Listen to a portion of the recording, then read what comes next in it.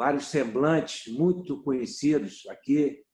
Não posso deixar de citar o mediador, meu colega de turma no Colégio Militar, comandante Raposo, e nas minhas andanças pelo Legislativo, a senadora Ana Amélia, senadora, prazer. E nas minhas andanças esportivas, a gente tem sempre como símbolos, né?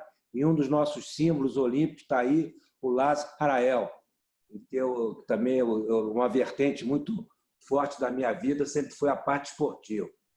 Né?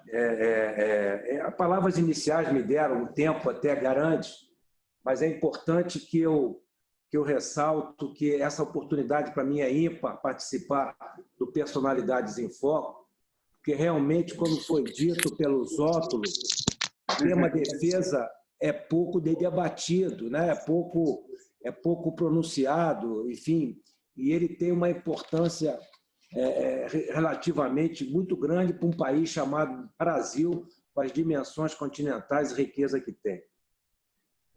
Inicialmente, eu queria dizer a todos os senhores e senhoras presentes que eu me sinto muito confortável como ministro da Defesa, por vários motivos.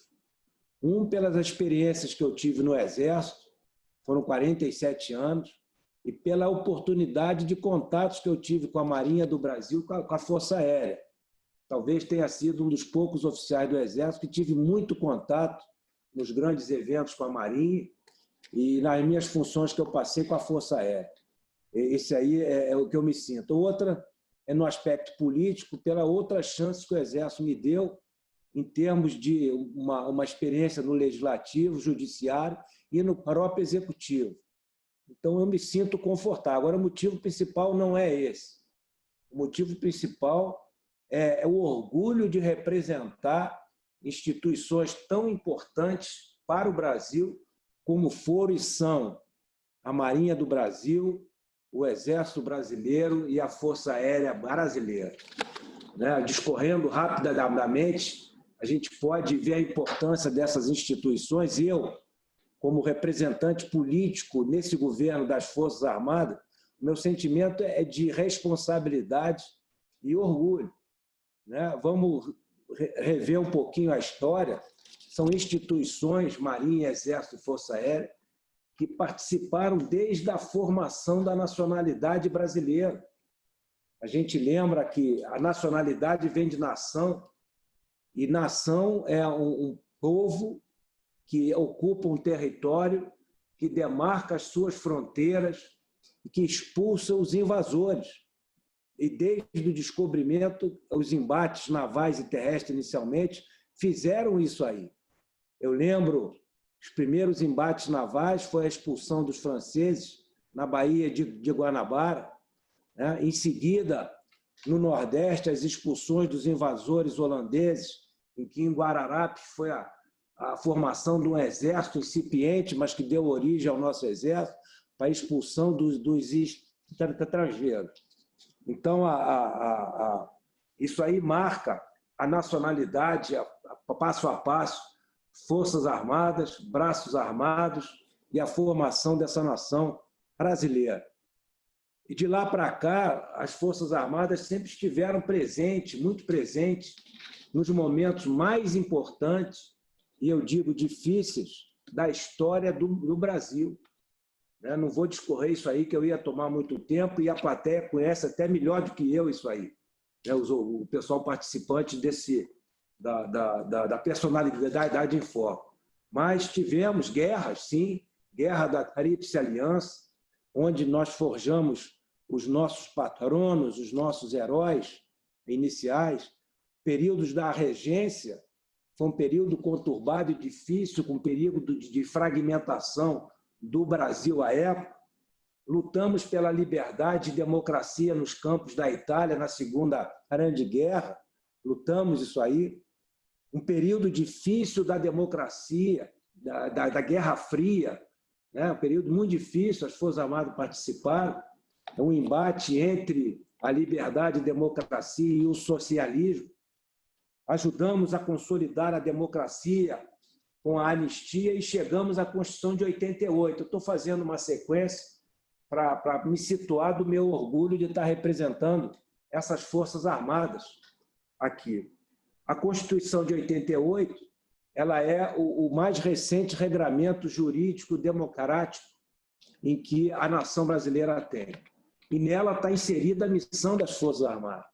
Nós temos o artigo 142, né, que explicita claramente qual é a nossa missão, e o artigo 4º, que nas relações internacionais tem muita mensagem e ações em relação à soberania, à autodeterminação dos povos, à busca pacífica da paz. Então, esses regramentos que nós seguimos, talvez de 88, a Constituição de 88, se existe um segmento que foi fiel a esse regramento democrático e jurídico, foram as Forças Armadas. E nós chegamos aí em 1999, com a criação do Ministério da Defesa. O Ministério da Defesa, então, ele está completando esse ano os seus 21 anos. Parece jovem, mas a origem do Ministério da Defesa não foi em 1999. Ele é até um dos ministérios mais antigos na esplanada, pela hierarquia dele. Ele recebeu a herança do Ministério da Marinha e Ministério do Exército, que foram criados em 1822. Então, a nossa participação aí remonta a esses tempos aí. Então, discorri rapidamente da formação da nacionalidade, da história do Brasil, até chegar à Constituição de 88, que explicita a nossa missão, dizer da importância nesse período todo que foram as Forças Armadas. Chegando aos tempos atuais, que eu acho que é o foco do debate nosso, veio o governo do presidente Bolsonaro, um governo conservador e liberal na economia, né, que se insere às Forças Armadas. A primeira coisa que se fala, mas o presidente Bolsonaro, como que é em relação às Forças Armadas? Ele é o comandante supremo das Forças Armadas pela Constituição. Mas a origem dele, como antigo militar, como formação militar, atrapalha, ajuda? Né? Eu digo que ajuda muito, porque ele tem perfeita noção da importância das Forças Armadas no contexto da política, no contexto da instituição de Estado. Né? Então, agora não é só pela origem militar. Eu fui assessor parlamentar, vivi um período no Congresso, eu testemunhei a atuação dele como parlamentar e a principal bandeira dele como deputado foram as Forças Armadas. Foi a proteção da família militar, a situação que se encontra as forças, problema do equipamento das forças. Então, eu acho que isso tudo no governo Bolsonaro ajudou bastante em relação à compreensão dos problemas inerentes às Forças Armadas.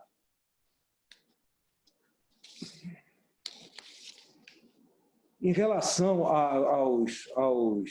aos objetivos, eu, como ministro da Defesa, agora chegando à minha pasta aqui, quando eu entrei em janeiro de 2019, né, que foi uma mudança radical do que veio sendo feito em termos de política, né, e é a primeira vez que um ministro da Defesa de origem militar inicia um governo, né, foi a primeira vez, né, em relação a isso, eu botei na cabeça e estou seguindo 2 objetivos principais.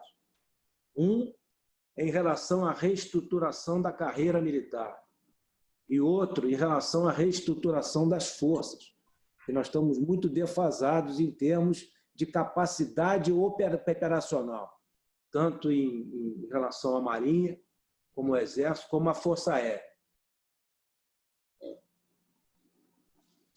Eu me remeto agora ao ano de 2019, que foi um ano muito bom, para bom até. O ano de 2019, na parte orçamentária, nós tivemos uma previsibilidade, os orçamentos previstos foram logo descontingenciados.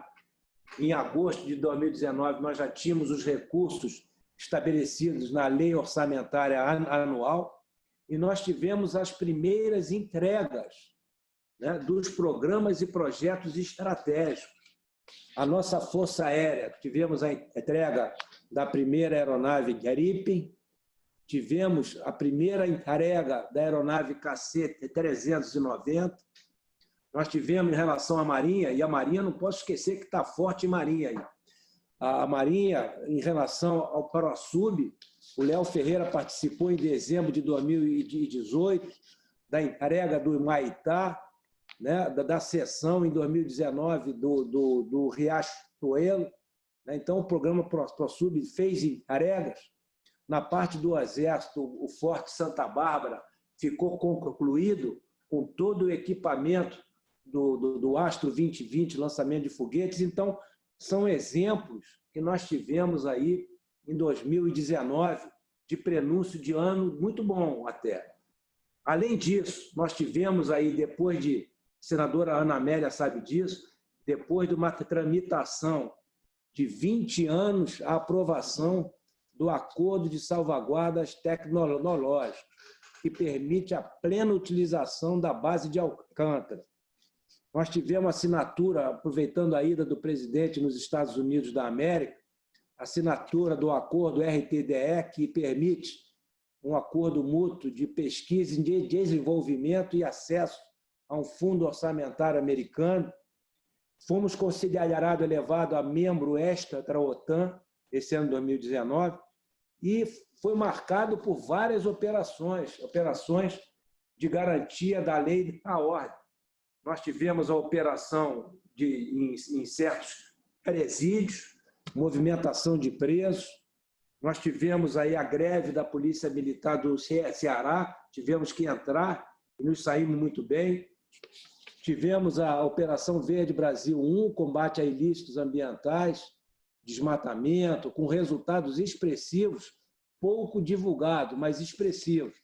E tivemos a Operação Amazônia Azul, aquele derramamento de óleo, em que a Marinha do Brasil, com o apoio do Exército da Força Aérea, atuaram também muito bem em relação a isso aí. Então, o 2019, senhores e senhoras, foi um ano que visualizava, me deixou contente como ministro da Defesa, e visualizava um caminho promissor no ano de 2020, que plantasse algumas coisas em relação à reestruturação da carreira e reestruturação das forças. A reestruturação da carreira aconteceu no final de 2019. Nós conseguimos aprovar o PL, o Projeto de Lei 1645, em que reestruturava a carreira militar. Era um processo que vinha desde 2016, e nós logramos êxito depois de um debate intenso, de março a 7 de dezembro de 2019. Então, faltava o segundo aspecto da importância, da prioridade minha, que era partir para uma melhor reestruturação das forças em 2020. Em 2020, nós começamos aí com o inusitado. Começamos com uma operação Yuhan, em fevereiro de 2020, operação Regresso, em que nós fomos, Forças Armadas, fomos o principal vetor de resgatar os brasileiros que estavam em Wuhan, que era o foco inicial da Covid-19. Então, ali nós já começamos o embate em relação ao inusitado no mundo e no Brasil, que foi a pandemia, essa horrível, que nós não esperávamos. Isso veio mudar o foco, que todo o foco do mundo e do Brasil passou a ser uma guerra diferente, uma guerra ao vírus, em que nós estamos plenamente empenhados em relação a isso aí, com a Operação Covid-19, desde o resgate Wuhan, estamos com 10 comandos conjuntos espalhados no Brasil inteiro, congregando a Marinha, o Exército e a Força Aérea, usando 34 mil homens por dia no auxílio aos governos estaduais, aos municípios. Além disso, estamos com a Operação Verde Brasil 2, que é mais um prosseguimento da parte ambiental, e fora as operações normais que nós temos feito, Operação IPA, distribuindo no semiárido água para milhões de nordestinos. Operação Acolhida na fronteira com a Venezuela, que é reconhecida como sucesso no mundo inteiro pela ONU.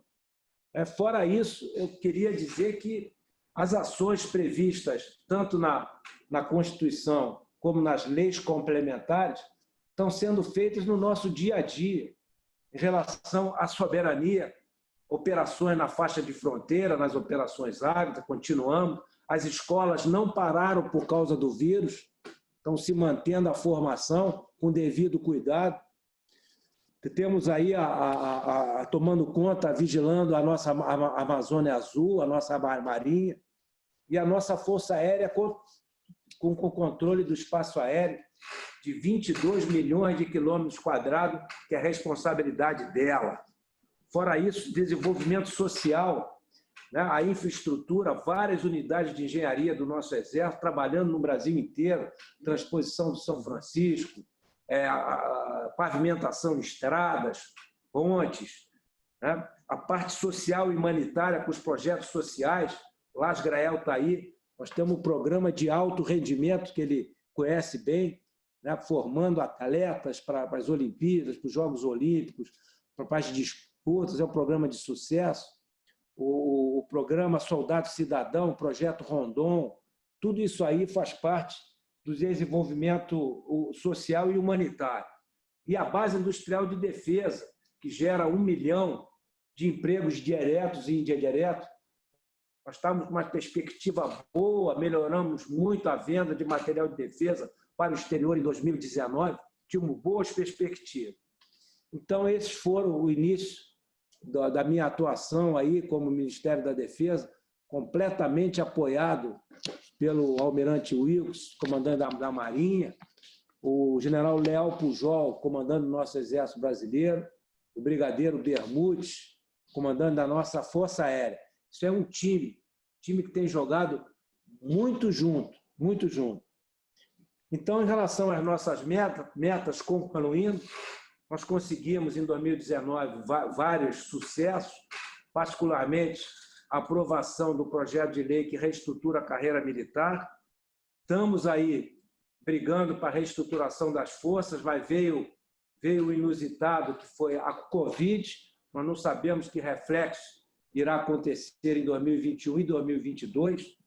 E temos aí como notícia, deve ser motivo do debate nosso, esse ano, em relação à reestruturação das forças, é o ano de revisão da Estratégia Nacional de Defesa, da Política Nacional de Defesa e do Livro Branco de Defesa. A política é o que fazer, são os objetivos de defesa. A estratégia é como fazer. Está pronta, já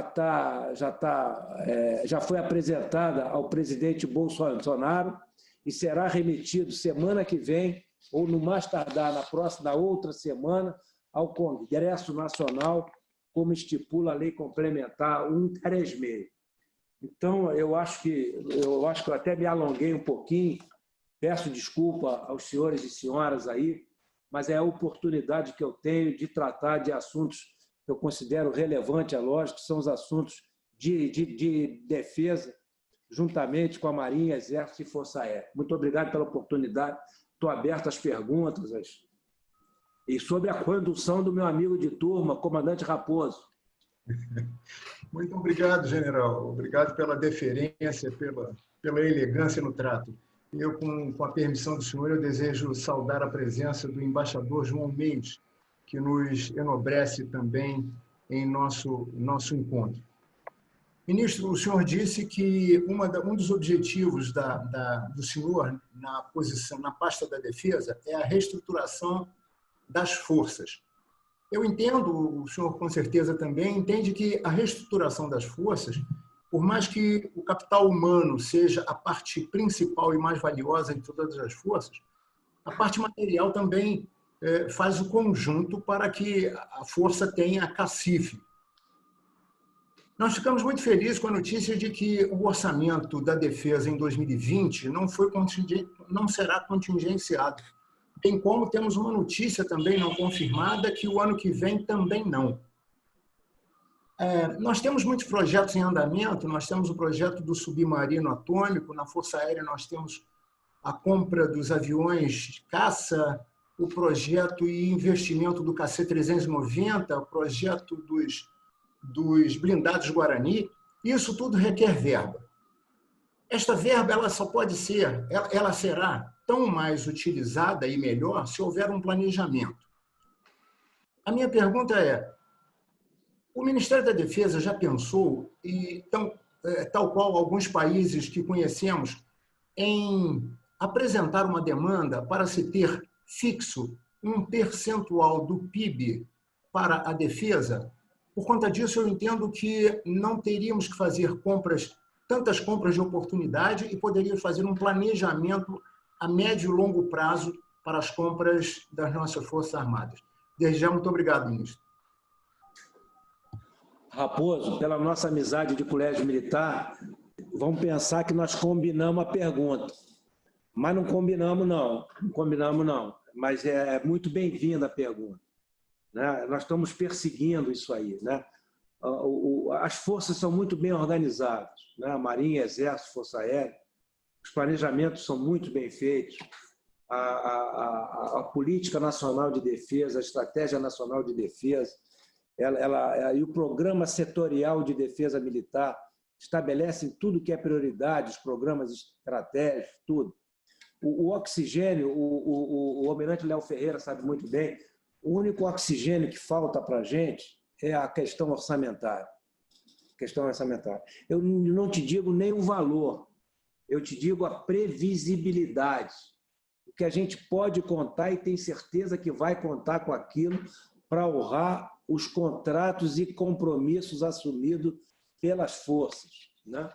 Então, essa previsibilidade aconteceu em 19 e está acontecendo em 20, apesar do montante não ser o suficiente ainda.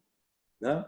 A Estratégia Nacional de Defesa, que nós estamos entregando ao Congresso na semana que vem, já validada pelo presidente da República, ela prevê até como membro extra-OTAN, porque a OTAN indica para os seus integrantes um patamar de 2% do PIB, do Produto Interno Bruto.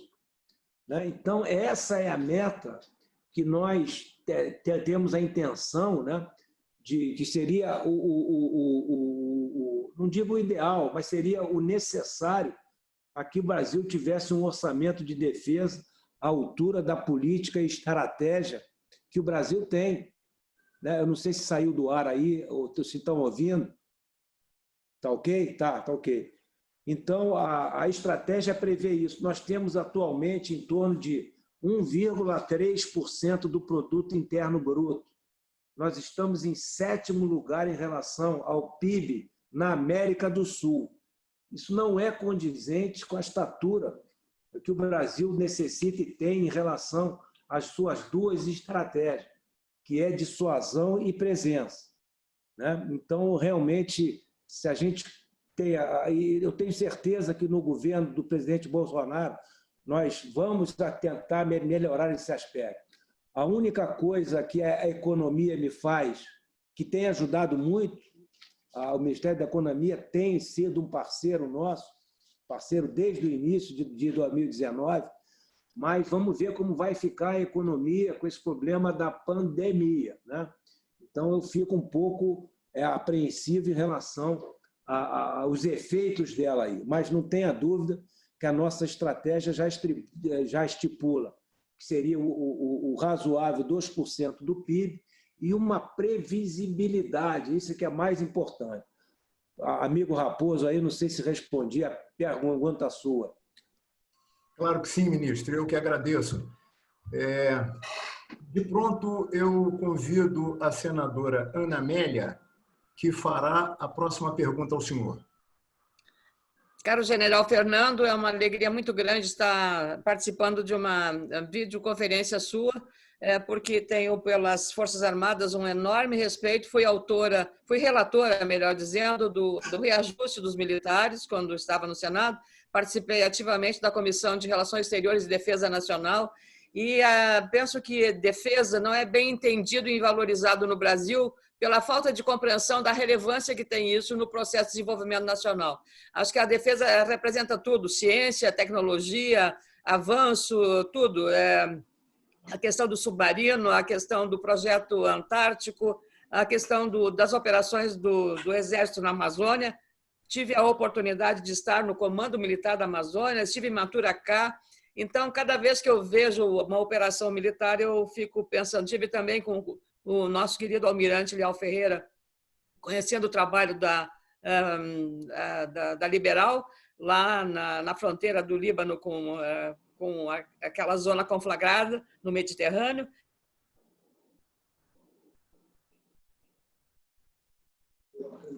Caiu. Integração nacional, no norte e no sul do país. Também na fronteira com o Paraguai, uma conclusão de obras importantes que o Exército está fazendo. Mas a minha pergunta não é nessa área, porque eu gosto muito dela e admiro demais as Forças Armadas. A minha pergunta é mais em caráter político. Aí fui senadora, exatamente por admirar a instituição é que eu lhe faço essa pergunta. O governo do presidente Bolsonaro está contando com uma equipe de representantes do Exército, especialmente, das Forças Armadas, militares, de oficiais e alguns na reserva, como é o seu caso, na reserva. E o senhor disse que o senhor é o representante político das Forças Armadas.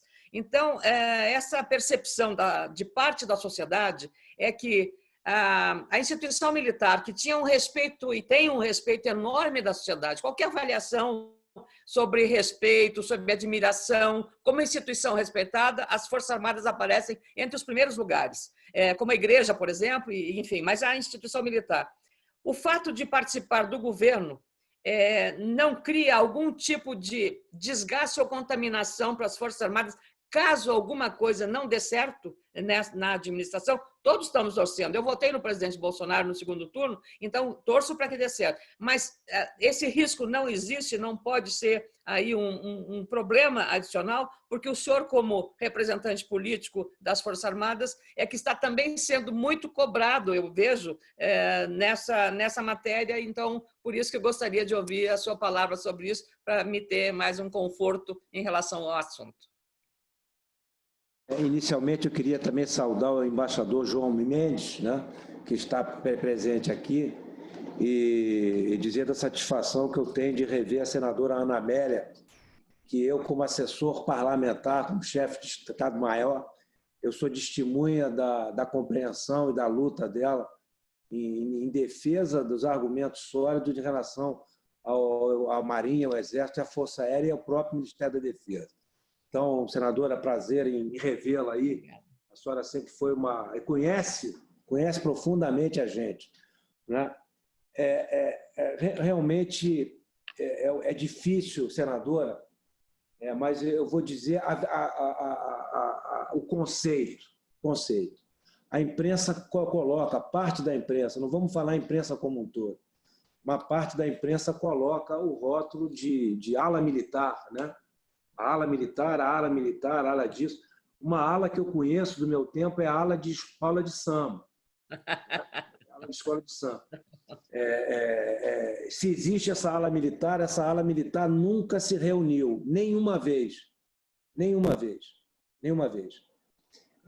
Eu vou repetir que o representante político das Forças Armadas é o ministro da Defesa. É o único que integra como ministro o governo do presidente Jair Bolsonaro. Não tem outro representante. Então, do muro, dos quartéis para fora, eu tento tomar conta na parte política. E do muro dos quartéis para dentro, eu tenho os comandantes da Marinha, do Exército e da Força Aérea. Nós combinamos isso, está indo muito bem. A gente não vê nenhuma declaração política dos militares da ativa. Não tem. Então, esse segmento real militar, que é o pessoal que está no dia a dia, né? Não tem. São instituições de Estado, trabalham para o Estado, né? Que colocam como lema dos paraquedistas o Brasil acima de tudo em relação a isso. Agora, o presidente Bolsonaro ele tem no ministério dele, tem principalmente no executivo, ministros e outros cargos de origem militar, que são quadros altamente qualificados, né, com uma bagagem enorme. Tem vários que estão no painel aqui da exposição, eu vejo aqui uma bagagem grande, sabem que nós temos quadros qualificados que são perfeitamente aproveitados em relação a isso, né? Tem uma formação muito boa, tem estudos, tem missões em outros órgãos, tem experiências, tem missão no exterior, né? Mas a imprensa realmente coloca o rótulo, senadora, de ala militar, de governo com forte vertente militar, né? Nós temos aí o pessoal da reserva que está atuando, o próprio ministro Ramos, para continuar como ministro, ele passou para a reserva, para não ter vínculo nenhum como ministro. Quer dizer, vínculo sempre tem, a origem, lógico, que é muito importante. Então, realmente, fica difícil desconectar, senadora. Essa parte que a imprensa rotula o tempo todo. Mas, na prática, não é assim. Na prática, não é assim. Na prática, por exemplo, quem despachou com o presidente da República a Política Nacional de Defesa, a Estratégia Nacional de Defesa, fui eu, né? Com a ajuda dos comandantes de força ali, né? Então, essa é a equipe que dá o destino aí em relação ao que tem que tocar nas Forças Armadas. O restante são quadros que eu acho, o general Heleno, o general Ramos, o Braga Neto e outros, altamente qualificados, né? Com origem militar, assim como a senhora acompanhou como política, muito bem, assim como outros presidentes pegaram prioritariamente outros segmentos, né? Outros segmentos, enfim. Então, senadora, eu acho aí, mas eu acho que esse rótulo realmente, não que incomode, né? Mas não é na prática verdadeiro, né? E a gente, vamos tocando aqui, não sei se eu respondi politicamente, que eu gosto também dessa parte. Tá bem. Obrigada, General. General, antes de passarmos à próxima questão, também desejo registrar o prazer que nos dá o embaixador Rodrigo Baena Soares, embaixador do Brasil no Peru, que nos registra a presença. Bom, ato contínuo. Eu queria o Rodrigo Baena Soares é meu dileto amigo, trabalhamos muito juntos. Vamos ao próximo. Almirante Eliseu, que é o atual conselheiro militar da Missão Permanente do Brasil junto à ONU. Boa noite, ministro. Satisfação estar falando com o senhor e tê-lo aqui hoje no grupo para debater conosco. A minha pergunta se refere à Operação Verde Brasil 2. Como o senhor sabe, tem acompanhado a Amazônia, como sempre foi, tem um foco muito grande no exterior e por várias razões, não vale a pena falar sobre o assunto em relação à intenção de cada um focar na Amazônia, mas as queimadas do ano passado e desmatamento são, diria, o que está no foco principal. Essa operação ela vem sendo conduzida, não sei, sob coordenação do vice-presidente, mas com forte participação do Ministério da Defesa, que é quem tem a capacidade de planejar, de fazer logística e atuar em coordenação com as outras agências. Eu queria saber do senhor como o senhor vê o desenvolvimento dessa operação hoje, como o senhor avalia os resultados e se essa operação, na sua ideia, ela realmente vai diminuir a parte de queimadas, né, que começaram agora, e desmatamento, e como isso pode aparecer bem para o país no futuro. Eliseu, prazer em revê-lo. antigo conhecido. Eu queria, se possível, retornar, me dê uma luz, a senadora Ana Amélia, né? Dizer que as forças, né, elas estão afastadas da política, elas estão continuando, seguem trabalhando naquilo que na minha apresentação, eu falei das demandas, das funções, inúmeras missões que nós estamos fazendo dia e noite. Então, elas estão completamente afastadas disso aí, cumprindo a sua missão constitucional prevista na Constituição e nas leis complementares. Então, reforçando, a gente não vê uma declaração política do pessoal que está no dia a dia das forças nossas. Liseu, voltando à sua pergunta sobre a Operação Verde Brasil 2. Primeiro, eu queria me reportar a Verde Brasil 1, né, e dizer que quando as Forças Armadas entram numa operação de garantia da lei e da ordem, né, é porque alguma coisa de extraordinária aconteceu em que aqueles encarregados daquela missão não tiveram meios suficientes ou algum outro fator em que fugiu da normalidade. Aí se emprega como último esteio, como último recurso, as Forças Armadas. Isso tem sido habitual aí em relação aos últimos tempos. Desde a Constituição de 88 para cá, foram 140 operações de GLO. É muita coisa, é muita coisa. Mas, voltando à sua pergunta, Operação Verde Brasil 2. Né? Vamos para Verde Brasil 1. Nós temos na Amazônia Legal, que é um termo abrangente, não é só o bioma Amazônia, ela tem savana, tem Pantanal, tem outros biomas, mas a Amazônia Legal, né? Na Verde Brasil, no período inicial, particularmente no primeiro semestre, vem o período do desmatamento. E, em seguida, quando vem o período da seca, né, mais ou menos aí, final de julho, agosto, setembro, outubro, vem as queimadas. Então, são os dois períodos em que tem uma incidência em relação ao meio ambiente. Ano passado, nós fomos acionados no segundo período, que foi o período das queimadas. Nós entramos no GLO, na Verde Brasil 1, em 2019, no final de agosto, porque os índices já de queimada estavam muito elevados, de acordo com o INPE, de acordo com o Sensipan. E nós tivemos aí um esforço muito grande na Verde Brasil 1 e com resultados expressivos. Os meses de setembro, outubro e novembro foram dos melhores nos últimos 20 anos. Então, o resultado foi efetivo em relação às queimadas. Nós agora, na Verde Brasil 2, né, nós temos a experiência do ano passado, mas entramos no final também do período do desmatamento. Já estamos focando, que já foi feito o desmatamento. Né? Nós estamos no período final, né, agora aqui.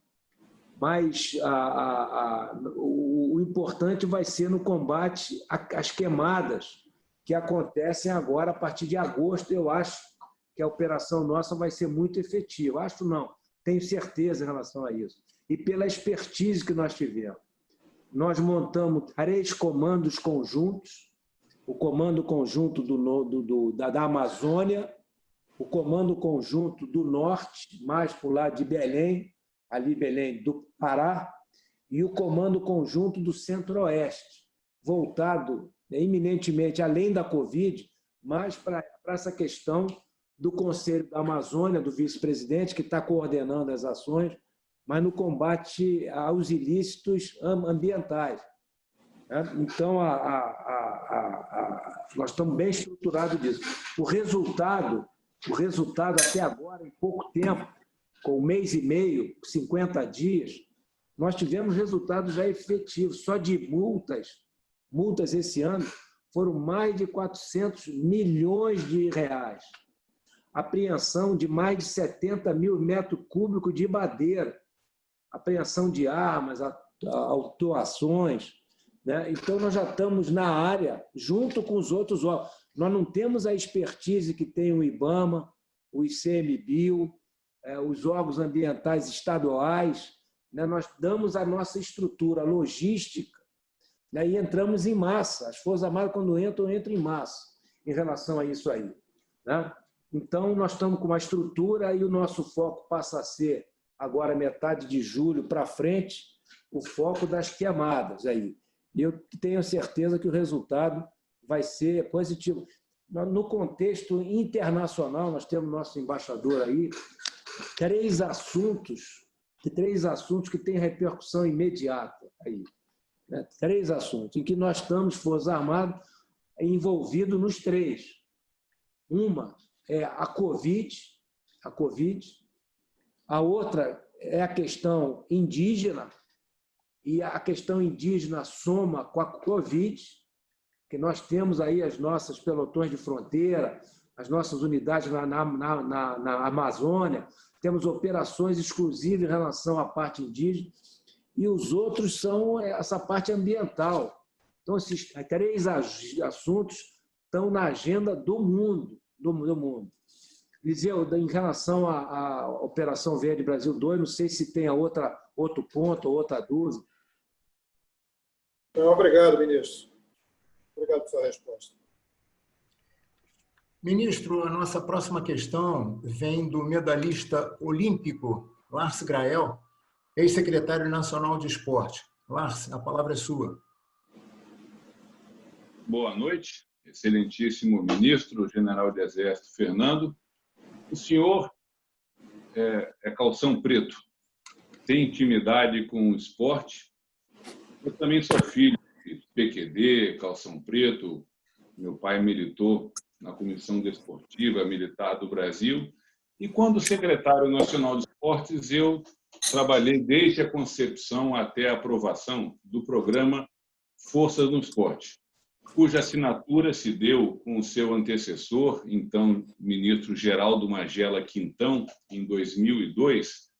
Eu me lembro de um apoio muito intenso dos comandantes do Exército, que era o general Gleuber, e da Marinha, que era o almirante Chagas Telles. Na prática, o programa Forças no Esporte começou em 2003, nas dependências do Cefam, e de lá para cá muita coisa aconteceu, chegando nos Jogos Mundiais Militares no Rio de Janeiro, em 2011, onde o Brasil se consagrou como potência do esporte militar. Manteve-se potência nos Jogos Mundiais Militares seguintes, em 2015, em Wuhan, 2019, mas hoje nós todos que militamos no esporte estamos apreensivos com os efeitos da pandemia, o impacto que isso gera no esporte, a paralisação. O senhor que tem destacada atuação como comandante da ECEFEX, CCFEX, Comissão Desportiva do Exército, Jogos Mundiais Militares, na preparação da Rio 2016 e hoje no Ministério da Defesa, como que o senhor vê o futuro do programa Forças no Esporte e o programa de atletas de alto rendimento?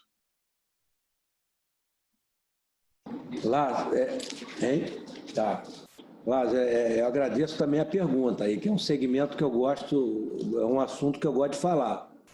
Eu gosto e conheço.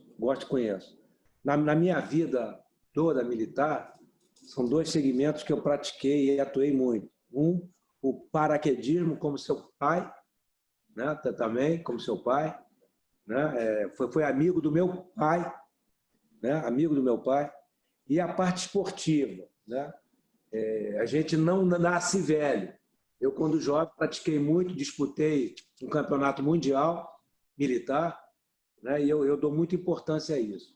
O primeiro, em relação ao programa Força no Esporte, não é de agora, desde que eu comandei o Centro de Capacitação Física, eu vejo como o programa social de custo versus benefício um dos melhores, se não o melhor que o Brasil tem. O melhor que o Brasil tem, em relação ao custo, benefício e ao alcance dele. O jovem, a criança, o adolescente, no contraturno da escola, por exemplo, ele vai de manhã para a escola, terminou, ele pega o ônibus, vai para uma organização militar, faz uma refeição e ali ele tem iniciação e prática desportivas, de informática, de civismo, de congraçamento com os outros jovens, de experiências. E isso um custo, ainda tem mais uma refeição no final, um lanche.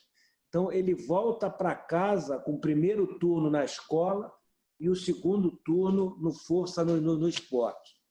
A minha intenção, Lars, pena que a pandemia veio arrefecer um pouquinho o nosso esforço, agora que está suspenso momentaneamente isso, aumentar bem e prestigiar bem esse programa, porque ele tem um alcance muito grande. Nós estamos com mais de 30 mil jovens, mas que eu considero muito pouco ainda. As forças têm condição de abrigar mais. Então, o meu projeto para 2020 e 2021 é chegar a 40 mil em relação a isso. Então, você não tenha dúvida que é uma das prioridades nossa e minha aqui, programa Força no Esporte. O segundo é um programa que a Marinha é o programa de atleta de alto rendimento nas Forças Armadas, que é um programa exitoso, completamente exitoso. Se é um programa que continuou após as Olimpíadas de 2016, se é um programa que aumentou até, foi esse programa de atleta de alto rendimento nas Forças Armadas. Você sabe muito bem que o atleta, por si só, ainda mais de alto rendimento, ele é disciplinado, ele tem as virtudes em que o militar tem e deva ter. Ele é disciplinado, ele tem vontade de vencer, ele tem vontade de vencer a guerra dele. Não dá trabalho nenhum em termos de disciplina e hierarquia, e representa as forças ainda. Então, é outro programa que nós estamos aumentando.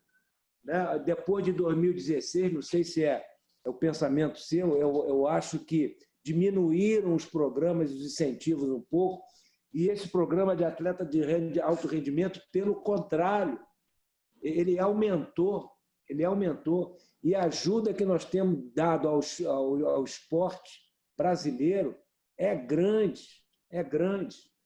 Então, são dois projetos, eu quero que você não se preocupe, porque dois projetos que eu considero, em termos de custo e benefício, muito bom e com alcance muito grande. Tá, Lars? Não sei se eu respondi a pergunta sua. Perfeitamente bem, parabéns e conte com o meu apoio e total entusiasmo. Ministro, preciso aqui também registrar a presença do ex-ministro Luiz Fernando Furlan, do Desenvolvimento, Indústria e Comércio Exterior, quem fará a próxima pergunta ao senhor. Ministro Fernando, é um prazer ouvi-lo e aprender com as suas palavras, relatando toda a sua experiência e esse trabalho que vem sendo feito. Eu fiz parte da turma da Escola Superior de Guerra de 1982, então alguma antiguidade eu também tenho. Não sei qual foi a sua turma, mas deve ter sido posterior. Eu fui colega do general Teófilo, com aquele famoso cavanhaque, e também do general Oliva, recentemente falecido. E tenho ótimas lembranças daquele período. Também tive uma experiência, 3 experiências amazônicas, voltando à questão que foi lhe colocada anteriormente. Nos anos 70, com o falecimento de um tio, eu fui nomeado gerente de uma agropecuária em Paragominas, no Pará. Naquele tempo que tinha que levar revólver na cinta, porque o negócio lá não andava muito fácil, não. Era uma área de 30 mil hectares, que podia se abrir metade reserva florestal. Então, eu vivi o período de derrubar árvores, que era um programa de governo, de plantar capim, não é, de ter gado e ocupação daquela fralda amazônica ali.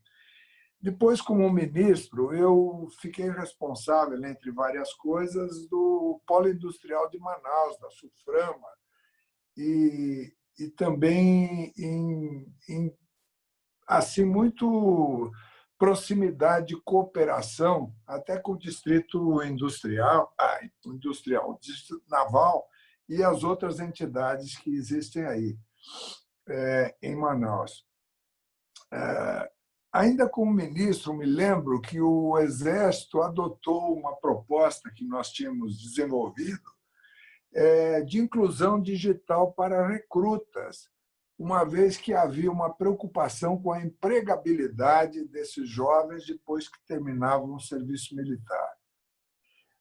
Por força da minha experiência como empresário industrial, exportador, eu vivenciei muito as coisas fora do Brasil e tenho uma enorme preocupação com uma certa decadência da imagem do Brasil.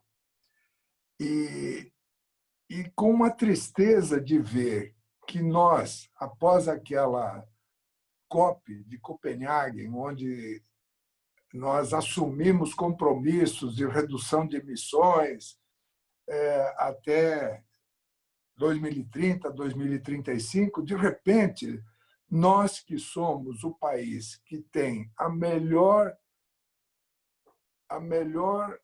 distribuição de energia renovável do mundo.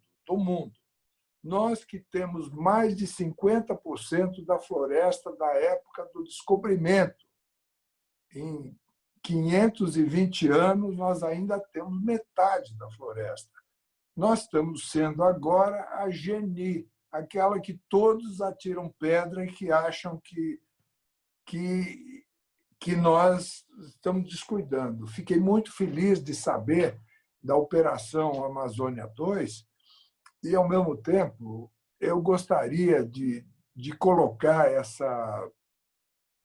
uma demanda, né, de que a gente terminasse com essa figura da Amazônia Legal, que foi criada lá pelos anos 50.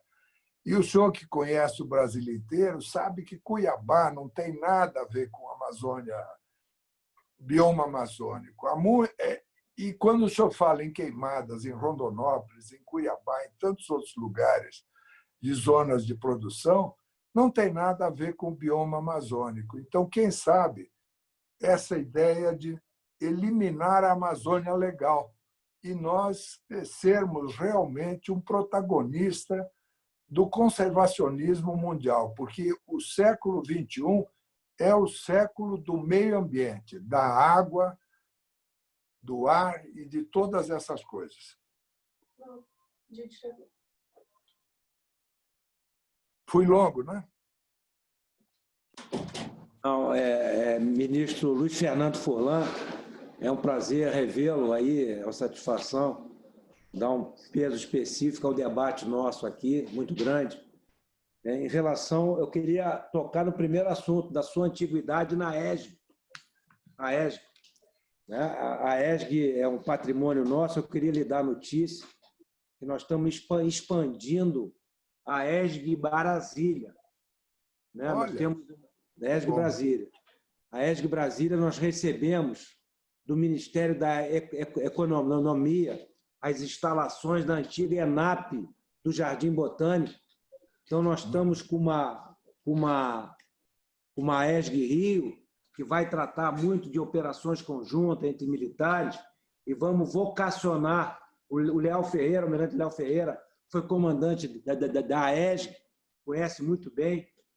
Aí nós vamos vocacionar um pouco a ESG Brasília para os cursos mais relacionados de congraçamento com os civis, abrir para os outros órgãos em Brasília. Então, eu queria lhe dar essa notícia como integrante da ESG. Em relação à Amazônia, ministro, em relação à Amazônia, né? Eu falo pelas Forças Armadas. Nós aí, em 15 anos, nós passamos, prioridade nossa sempre foi, particularmente o Exército, não poderia deixar de ser a Amazônia. Se existe alguma presença efetiva lá na Amazônia, são as Forças Armadas. Nós passamos, em 15 anos, no efetivo de 12 mil homens para 45 mil homens de todas as forças lá. Né? Isso mostra a importância, isso sem aumentar efetivo, tirando de unidades do Sul e botando lá. Então, a presença na faixa de fronteira na Amazônia, estão os nossos pelotões de fronteira, nós estamos lá com novas bases aéreas, com a presença da nossa Força Aérea e os navios da Esperança, que a Marinha do Brasil atende a população ribeirinha. Então, é uma presença efetiva na Amazônia, se chama Forças Armadas, além de outros órgãos, é lógico, aí, né? Nós temos alguns programas em relação à Amazônia. A Amazônia Conectada, em que nós estamos lançando cabeamento para que os municípios amazônicos aí sejam conectados à internet. E temos em todo o Brasil o programa Soldado Cidadão, inclusive lá na Amazônia, em que o soldado, no serviço militar, durante o serviço militar, ele recebe uma vocação ou o início de uma profissão profissionalizante. É mecânico, responsável pelo rancho, enfim, outra que ele possa deixar o serviço militar já com alguma vocação técnica. Eu concordo plenamente com o senhor desse conceito da Amazônia Legal. Isso já está em desuso. Isso, como o senhor disse, né, foi um conceito naquela década de 50 em que tinha subsídios orçamentários para quem constituísse a Amazônia. E ela pega biomas que não é o bioma amazônico. Eu tenho ido semana passada. Então, o senhor tem toda a razão. Toda a razão. É um conceito já ultrapassado. Eu tenho ido muito à Amazônia por causa dessas nossas operações.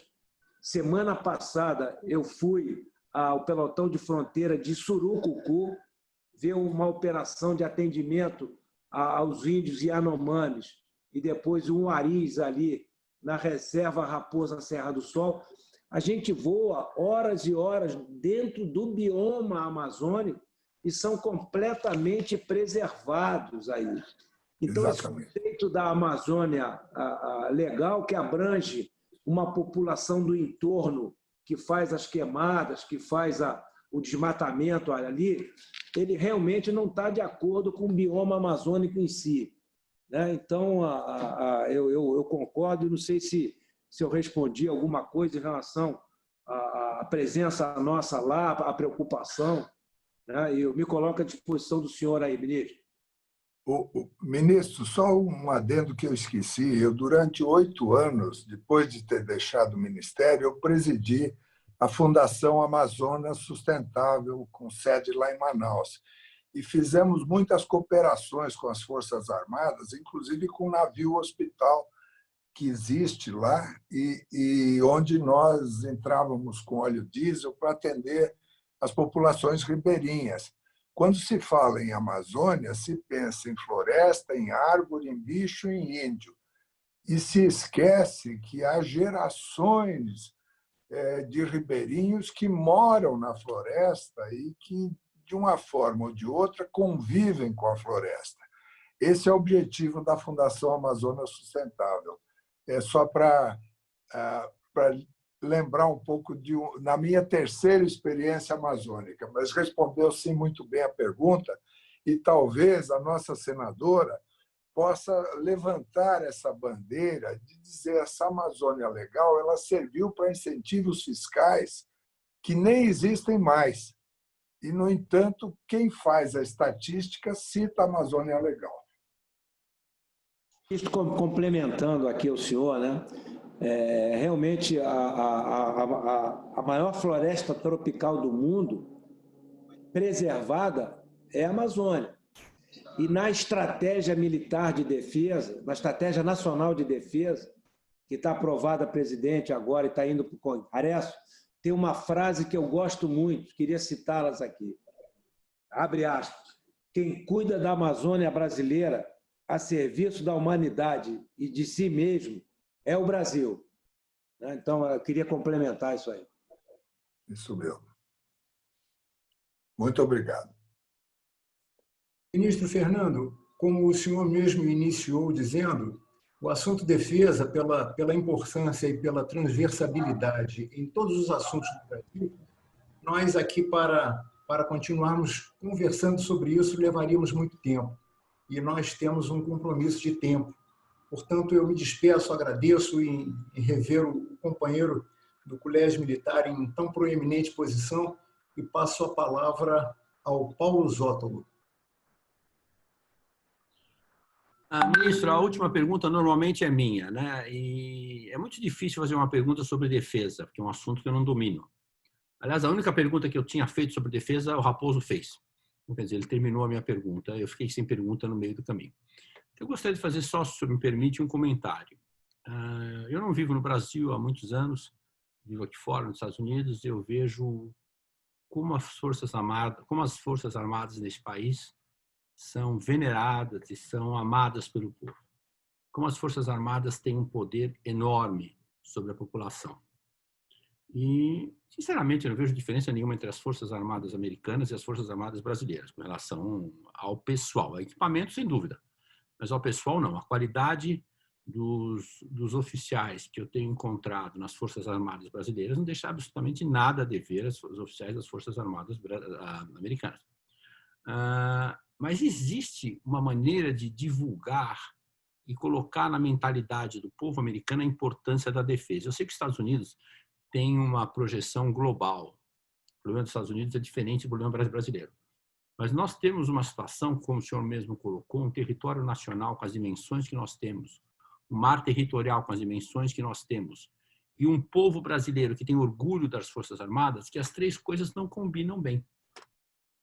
Eu não consigo imaginar um produto, embora eu seja uma pessoa, eu tenha largado a escola naval logo depois da minha formatura, mas eu tenho muito orgulho da minha alma mater, eu não consigo imaginar, e trabalhei sempre na área de mercado, área de marketing, não consigo imaginar um produto tão bom que nem as Forças Armadas brasileiras, para ser promovido.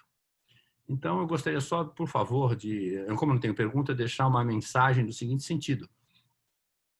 As Forças Armadas brasileiras merecem ser trabalhadas como um produto de marketing para poder entrar na cabeça do cidadão brasileiro, que já tem isso, já tem essa semente na cabeça. É um grande produto. Essa seria a minha mensagem final, se é que o senhor me permite falar isso. Ministro, não, Zótolo, você tem razão. Qual é o time que torce o general? Brincadeira, general. Ministro, eu estou brincando que o Zótolo pergunta para o entrevistado qual é o time que ele torce. Eu fiquei esperando para saber também. Não, mas eu vou deixar isso para o final. Não, desculpa. Zótolo, eu só falei isso que adiantado. Desculpa. Zótolo, você disse que não ia fazer uma pergunta, mas acabou fazendo uma pergunta. Então, eu vou responder aqui, né? Nós temos a Marinha, o Exército e a Força Aérea, tem uma coisa histórica, que sempre fizeram muito bem. Como os recursos são muito poucos, eles priorizam, e o Ministério da Defesa concorda com isso plenamente, prioriza o recurso humano. O recurso humano, a formação do oficial, do sargento, do soldado, particularmente de carreira. E a formação nossa, desculpe, eu tenho origem militar, foram 48 anos, fiz curso no exterior, e o militar brasileiro não deixa a desejar em termos de qualidade de recurso humano para nenhum exército do mundo. Então, isso aí é em consequência da prioridade do ensino. Pode faltar dinheiro para tudo, menos para a formação do militar, né? Que a prioridade é número 1 em relação a isso. E nós conseguimos aí atingir, né, durante os anos, lógico que a partir de 85, as Forças Armadas eram responsáveis por tudo que de ruim acontecia, não, era culpa dos militares, mas nós conseguimos, nesse caminho aí, atingir os mais elevados índices de credibilidade em qualquer pesquisa que se faça.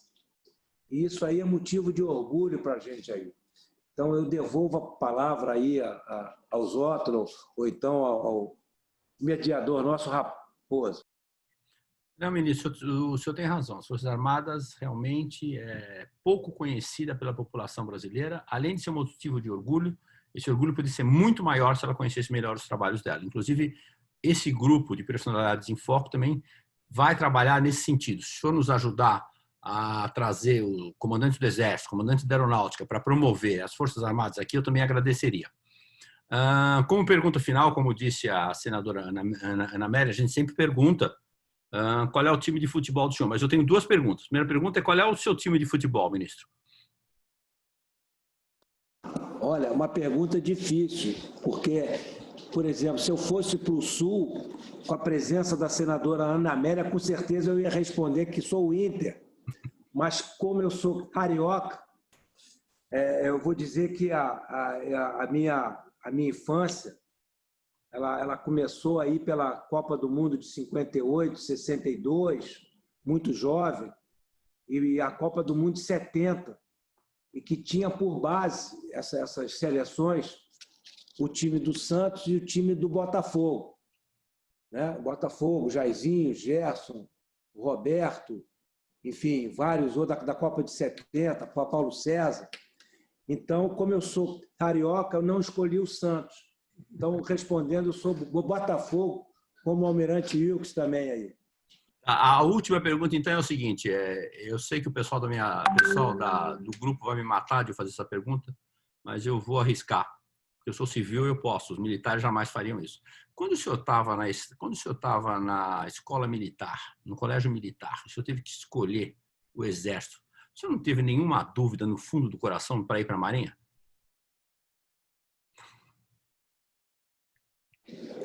Vou ter que falar a verdade. Fala a verdade. Posso falar a verdade? Léo Ferreira, posso falar a verdade? Está sem som, Léo. Suas palavras são sempre verdadeiras, ministro. Eu não tenho dúvida que... Quando eu estava no último ano do Colégio Militar, o Raposo sabe muito bem disso, na nossa época, aqueles que estavam com a classificação, estudo, né, bem, abria vaga nas forças, direto do Colégio Militar. E eu estava muito bem de estudo, né? Então me abriu aí a Marinha, o Exército e a Força Aérea, em relação a isso aí. E eu praticava muito esporte, já que naquela época jogava em clube fora, e o meu técnico era o comandante Célio Cordeiro, meu técnico, de Marinha, em Raposo lembra disso. E o Célio queria que eu fosse para a Marinha de qualquer jeito, e me levou para fazer uma visita a navio, mas ele deu azar, que me levou para conhecer um submarino. E eu fiquei desesperado dentro do submarino. Falei, como é que eu vou praticar esporte aqui dentro? Como é que vai ser? Ali eu decidi que eu ia para o Exército, mas tenho uma profunda admiração pela Marinha e pela nossa Força Aérea. Essa é a verdade. Obrigado. As palavras finais, a despedida do grupo, gostaria de passar para o Almirante Leal de Azevedo, por favor.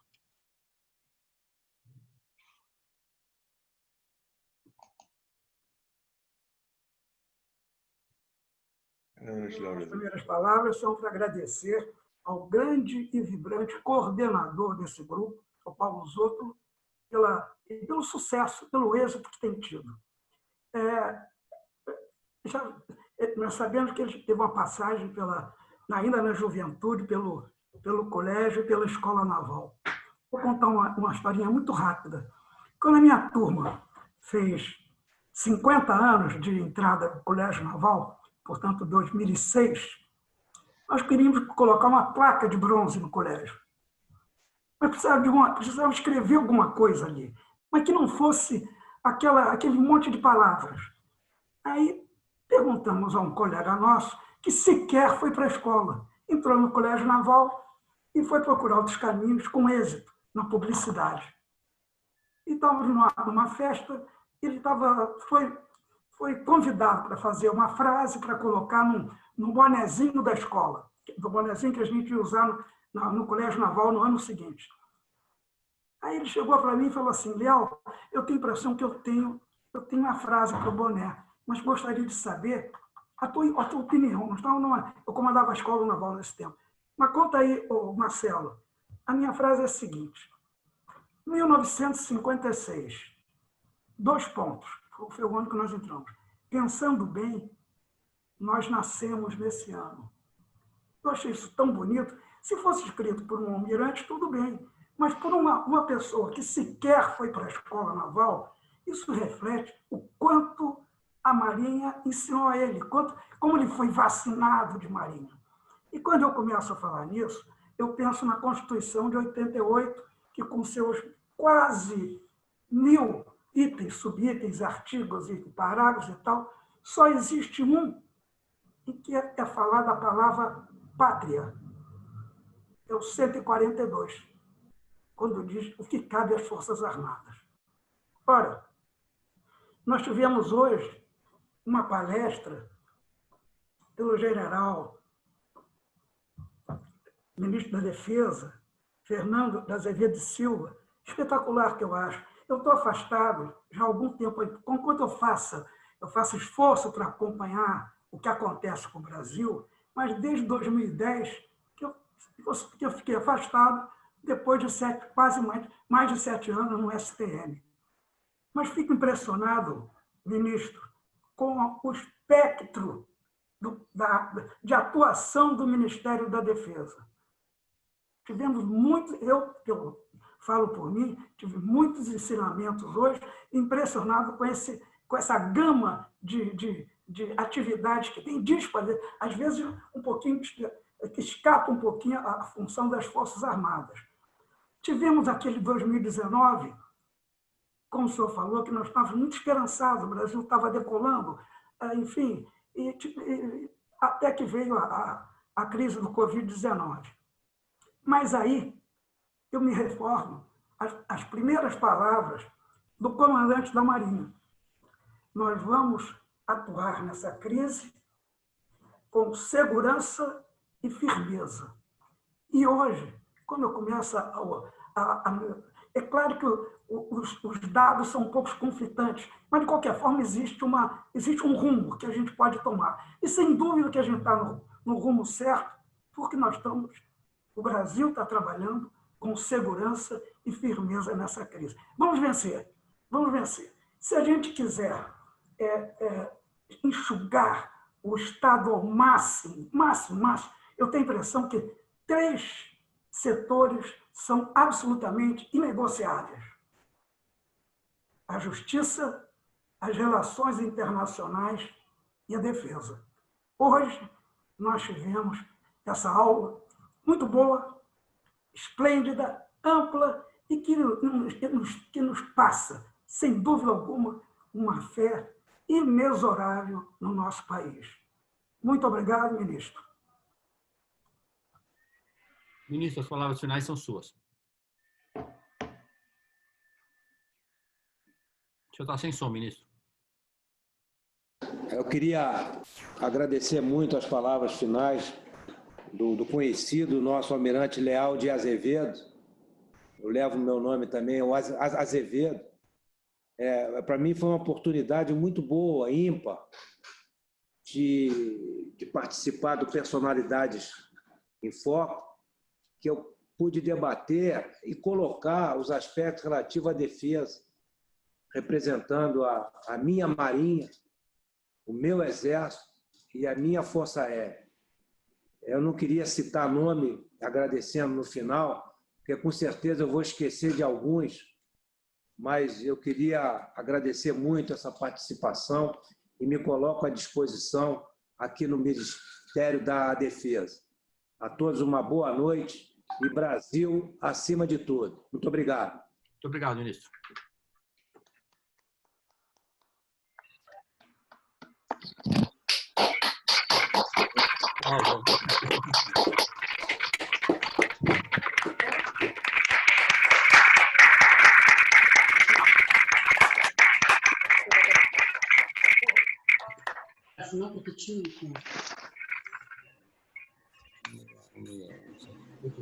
Boa noite, senhores.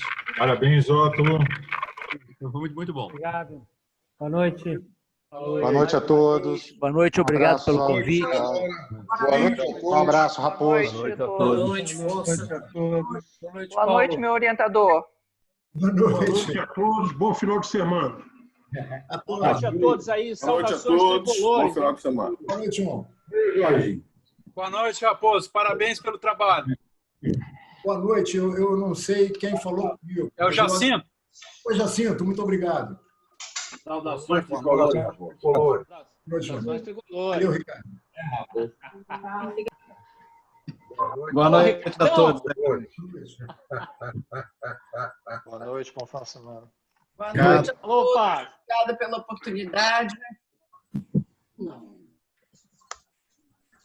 Boa noite aí, Raposo. Boa noite. Quem foi esse? Amilcar. Amilcar, obrigado. Os nossos amigos do Colégio Militar, Lobato, Amilcar, Passo, Delgado e Olívio, eu falei com o nosso ministro antes. Ele disse que falaria e tal, mas ele sabe que todos nós estávamos aí.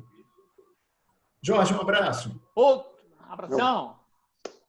Boa noite, Raposo. Boa noite, Saúde e paz. Até a próxima. Até a próxima. Parabéns, Zoto. Boa noite a todos. Boa noite. Boa noite a todos aí. Boa Boa noite. noite, Leão. Uma boa noite. Os mais antigos, permissão. Prazer em revê-lo. Da mesma forma, obrigado. Boa noite a todos. Muito obrigado. Fala, Carlei. Eu acho que esse foi o evento que teve menos mulheres em todos. É duas só. Ah, é? Boa noite a todos. A membra não veio? Boa noite a todos aí. Parabéns, Raposão. Parabéns, Ótulo. Obrigado. Belo trabalho, hein? Boa noite. Obrigado. Valeu. Boa noite, Paulo. Boa noite, Marinha. Boa noite. Boa noite. Boa noite, Sótolo. Abraço. Boa noite. Abraço. Boa noite a todos. Eu vou abrir o... Tem o Elke Fúria ali. Cadê o Elke Fúria? Boa noite, Elke Fúria. Cadê o Elke Fúria? Grande Elke Fúria. Vou pedir licença ao mais antigo aqui. Dá licença. Eu vou abrir o debriefing, tá? Até a próxima.